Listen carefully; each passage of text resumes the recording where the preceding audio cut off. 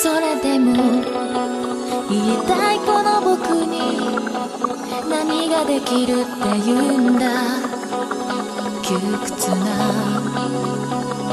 変地に立たされた時不難な僕の腕をつかみ自分自身のありかが初めて見えたんだもっと広いフィールドへもっと深い大きなどこかへ予測もつかない世界へ向かってゆくだけ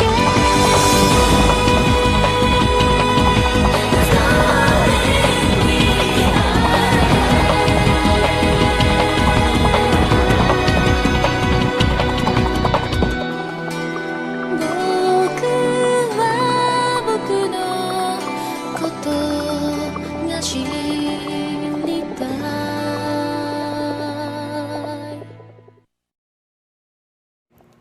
Hello and welcome to Mecha Anime Reviews.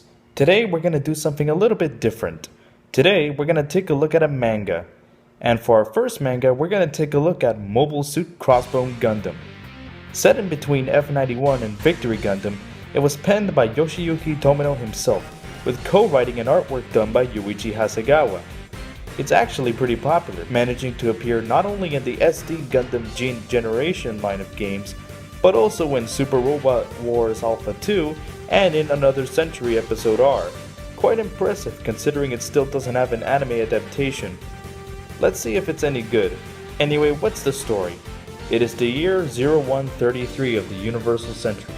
Cosmo Babylonia has collapsed from a civil war, with the Jupiter Empire taking its place as the totalitarian force out to conquer the Federation and the Earth.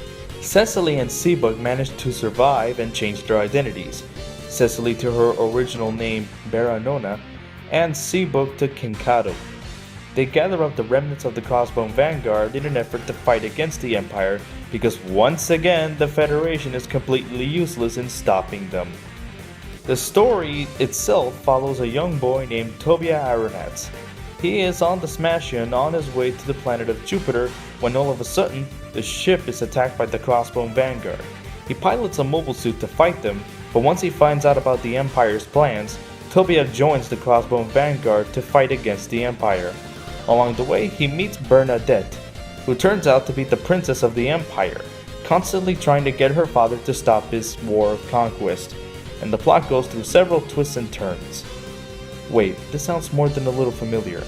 An evil empire, a useless federation, a separate resistance movement, in this case being space pirates fighting said empire, a very young boy who's smart and doesn't angst too much, a princess who believes her parent can be reasoned with and be used to stop the fighting. Stand up to the victory! Remember what I said in my Victory Gundam review? This is basically the plot to F91. Is this what the rest of F91 would have looked like if it had been a series? Sure, only 13 episodes were planned, but that doesn't mean they didn't have some drafts of more scripts or ideas that went unused. Well, I heard a similar rumor about Crossbone, saying that the manga is actually what the rest of F91 was supposed to be. I'm not sure if that's true, and judging from what I've seen, it doesn't seem to be the case, but there are too many similarities between Crossbone and Victory to ignore any signs of connection here. The animation is... Oh, that's right, this is a manga, not an anime. Wait, why did the music stop? Please continue, I feel naked without it. Okay, so, the artwork is okay, nothing special really, though I do like the designs of the mobile suits. The translation job is decent, though the dialogue is a little stilted at points. That's about it, I guess. There are a lot of good things I can say about Crossbone Gundam. The plot starts out a little cliched, but around volume 2 or 3 it becomes a lot more interesting, never feeling predictable, and managing to remain exciting throughout. The characters are pretty good too. The characters that return from F91 like Seabrook and Cecily get more development here than they do in the movie, while the new characters are pretty interesting. Tobia himself is a likable Gundam protagonist, being smart but not to such a degree that it becomes annoying, and being a pretty good pilot. The manga manages to balance the humor and drama pretty well, so we don't get as many bizarre tone shifts as we do in Victory. In fact, you can say this series is like the anti-Victory Gundam. Everything Victory did, Crossbone does it to a much better degree. The manga is just awesome. There are a few problems I have with it though. I felt the plot was kind of rushed in a few places. I would have liked to see what happened to the rest of the characters from F91, like Seabook's sister and his friends for example. Bernadette is mostly okay, but she sometimes grabs the idiot ball when it comes to her father. She thinks he can stop the fighting, but never seems to realize until much later when she's in danger that he won't stop and will continue his evil plan, regardless of what she says. Speaking of which, the Jupiter Empire, while definitely a good threat, don't feel any different from the Zeons or the Zanskar Empire that would show up in Victory. There's nothing distinctive about this group of villains that we haven't seen before. Lastly, the main villain of the manga, Krutz Dogati, has a pretty weak motivation as far as Gundam villains go. Sure, the stuff he does throughout the manga is pretty impressive, but his motivation just strips away any badassery he had beforehand. These are minor problems though.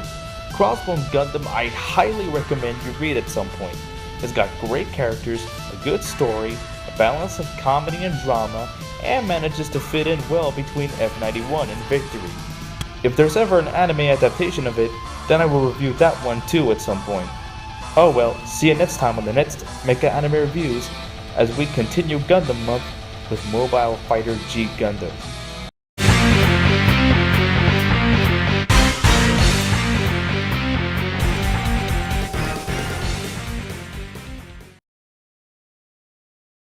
If you hadn't gone off on your own, your dad wouldn't be dead right now! Long ago, there were some who were considered mobile suit specialists who were referred to as new types.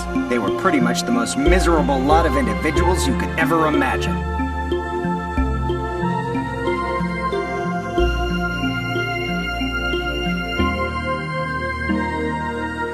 まるで悲しみのかけらだわ街を閉ざすガラス色の雪明日を探す日